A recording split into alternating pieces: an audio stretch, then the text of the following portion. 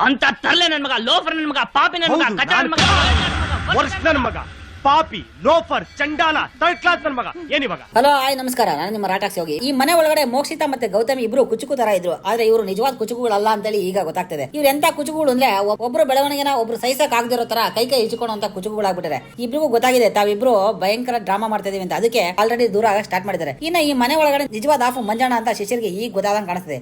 ಈ ಚೈತ್ರ ಮಾತ್ರ ದೊಡ್ಡ ಚೋರ್ ಛತ್ರಿ ತರ ಕಾಣಿಸ್ತಾ ಇದ್ದಾರೆ ಮೇಡಮ್. ಪ್ಲಾನ್ ಮಾಡ್ಕೊಂಡ್ ಬರಲ್ಲ, ಸಿಂಗಲ್ ಸಿಮ್ ತರ ಹೊಡಿತೀನಿ. ಅದ್ರಲ್ಲಿ ತಾಯಿ ನಿನ್ ಬಾಯಿ ಏನಾರು ಮರದಾಗಿರೋ ಸತಿ ಹೊಡೆದು ಪುಡಿ ಪುಡಿ ಆಗೋಗಿರೋದು ಆ ರೇಂಜ್ ಮಾತಾಡ್ತೀಯಲ್ಲವಾ? ಚೈತ್ರ, ನಿಮ್ಮ ಪರವಾಗಿ ಯಾವುದೇ ಬೇಟೆ ಹೋಗಿಲ್ಲ. ಬೆಂಚಿನಲ್ಲಿ ಕುಳಿತುಕೊಳ್ಳಿ. ಇನ್ನ ಈ ಅಮ್ಮನ ಮನೆ ಒಳಗಡೆ ಇರೋರು ಯಾರು ಬಿದ್ದಲ್ಲಿ ಕೊಂಡ್ಕೊಳಕ್ ರೆಡಿ ಇಲ್ಲ. ಮನೆ ಒಳಗಡೆ ಇರೋರ್ಗಂತೂ ಬೇಡ, ಇನ್ನು ಮನೆ ಒಳಗಡೆ ಇರೋಂಥ ಆಡಿಯನ್ಸ್ಗೆ ನೋಡಿ ಬೇಕೋ ಬೇಡವಾ ಅಂತೇಳಿ ಈ ವಾರ ಎಲಿಮಿನೇಷನ್ ವೋಟಿಂಗ್ ಅಲ್ಲಿ ಡಿಸೈಡ್ ಮಾಡ್ತೀರಾ. ಅಂತೂ ಇಂತೂ ಈ ಮನೆ ಒಳಗಡೆ ಈ ಹುಚ್ಚು ಮಂಜಾಣ ಕ್ಯಾಪ್ಟನ್ ಆಗೇ ಬಿಟ್ಟ. ಇನ್ನ ಮನೆಯವ್ರಿಗೆಲ್ಲ ಹುಚ್ಚು ಬಿಡಿಸೋದು ಗ್ಯಾರಂಟಿ. ಓಕೆ, ಎನಿವೇಸ್ ಇವತ್ತಿನ ವಿಡಿಯೋದಲ್ಲಿ ಇಷ್ಟು ಜನ ರುಬ್ಬಿದ್ದೀನಿ. ನೆಕ್ಸ್ಟ್ ವಿಡಿಯೋದಲ್ಲಿ ಮತ್ತೆ ಸಿಕ್ಕಿ ಸ್ವಲ್ಪ ಜನ ರುಬ್ತೀನಿ. ಅಲ್ಲಿವರೆಗೂ ಎಲ್ಲರೂ ಕೂಡ ಬಿಗ್ ಬಾಸ್ನ ನೋಡ್ತಾ ಇರಿ, ಹಾಗೆ ನನ್ನ ಚಾನಲ್ ಕೂಡ ನೋಡ್ತಾ ಇರಿ.